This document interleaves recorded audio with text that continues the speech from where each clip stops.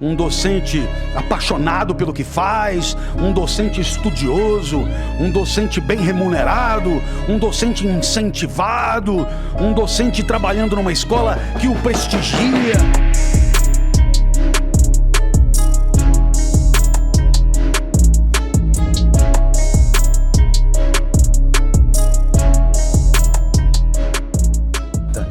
Mas é dentro de uma perspectiva não do particular usuário, mas de humanidade, né?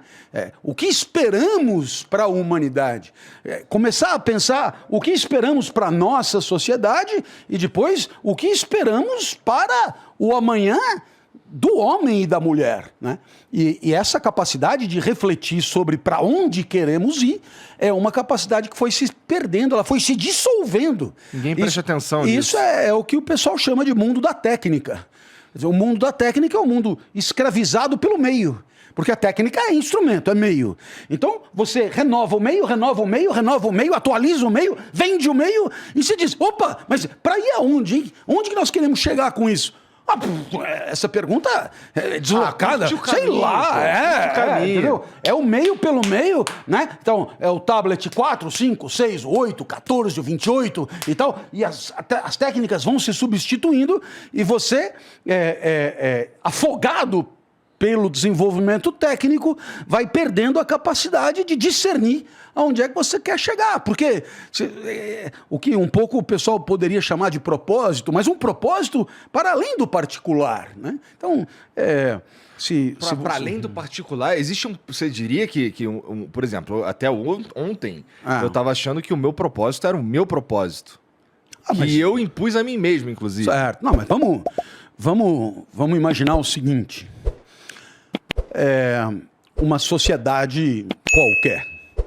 E essa sociedade ela tem um desenvolvimento econômico razoável, mas essa sociedade, por alguma razão, consegue ter a lucidez de perceber que a sua formação intelectiva de base é insuficiente. Até para atender, digamos, economicamente o mundo do trabalho. Então, essa sociedade passa a ter um propósito que é coletivo, que é o propósito de enfim, aperfeiçoar, né, as práticas escolares com vistas à formação. Imagino que seja uma sociedade pequena, porque à medida que isso vai crescendo, isso vai se perdendo também. Será? Eu acho, cara. Assim, é porque eu sou meio descrente da forma como as coisas se organizaram. Que se organizam em 2022 aqui no Brasil. A gente tem 200 e tantos milhões de habitantes. A gente tem uma grande parcela dessa galera aí que está na internet, fazendo uso das redes sociais. E a sensação que eu tenho é parecida com isso que você estava falando, sobre a tecnologia e tal, só que um pouco mais no software. Que eu não sei usar essa porra dessa rede social direito, então eu vou só usar aqui e eu não sei o que é que eu tô fazendo e portanto, o produto disso é um monte de ódio, pessoas que não se compreendem, pessoas que não conversam, pessoas que não conseguem sentar e discordar de forma cortês, por exemplo. Então, talvez isso se dê porque a gente tem uma amostragem muito grande. Olha, eu penso que... Eu posso estar falando o pior absurdo do mundo, viu, professor? Mas eu acho que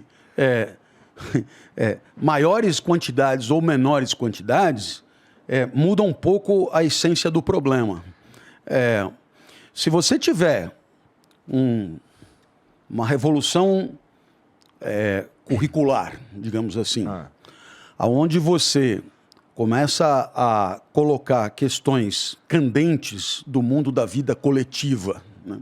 Como esse das redes sociais que você citou, e você começa a preparar os nossos jovens para observar aquilo que é a prática deles em casa, mas observar com uma outra perspectiva, uma outra angulação, verificar como é que isso funciona macrosociologicamente, quais são as consequências, quais são os riscos, quais são as vantagens óbvias e os benefícios evidentes que isso traz, etc. Mas assim, não é um professor isolado, né?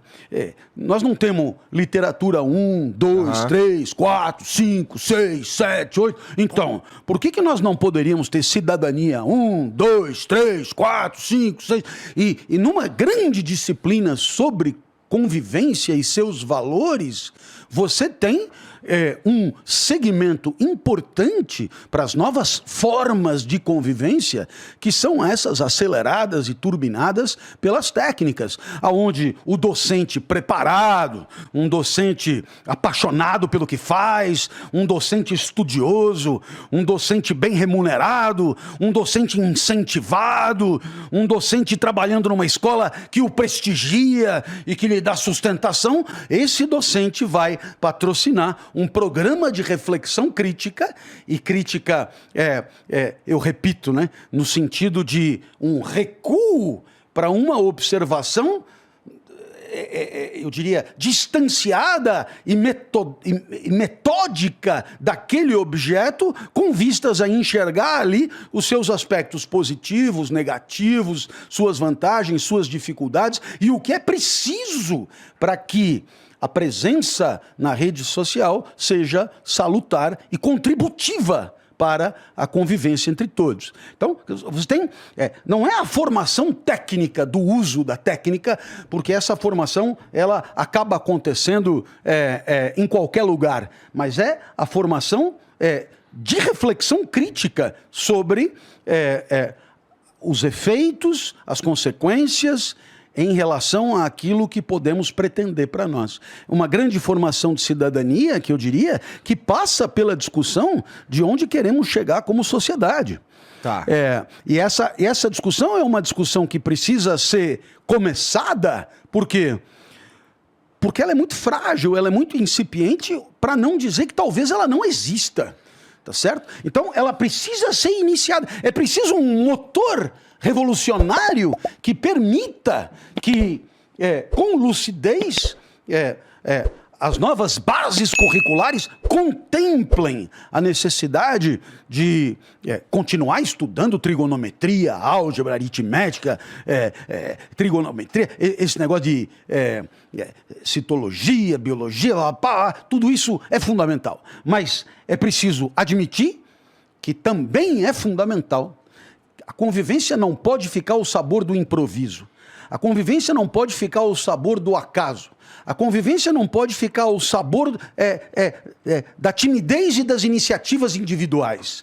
A convivência tem que ser objeto de preparo, objeto de reflexão escolar, né? Para que as pessoas possam considerar absolutamente normal o zelo por aquilo que é de todos como sendo tão relevante quanto o zelo pelo que é próprio, pelo que é seu. E isso tem que ser resultado de um processo de educação. Por quê? Porque do ponto de vista de natureza, de pulsões, daquilo que a gente tem já ao nascer, somos mesmo egoístas, mesquinhos. Você pega um bebê, ele puxa para si. Ele a gente quer sobreviver no fim das contas. Desejante, apetente, precisa sobreviver. Então, mas não somos só isso. Temos a capacidade intelectiva que também nos é dada pela natureza. E a natureza, portanto, também nos faculta a consciência da nossa natureza desejante e a capacidade de relativizá-la, de ponderar suas condições, de ponderar em que medida ela nos convém e em que medida ela não nos convém, a ponto de podermos, com tranquilidade, abrir mão, não é, de uma facilitação, de uma comodidade, de um prazer, de um gozo, em nome do quê? Em nome da prerrogativa do outro, entendida por mim como valendo tanto quanto a minha. Uhum. Então, esse é um propósito coletivo fantástico.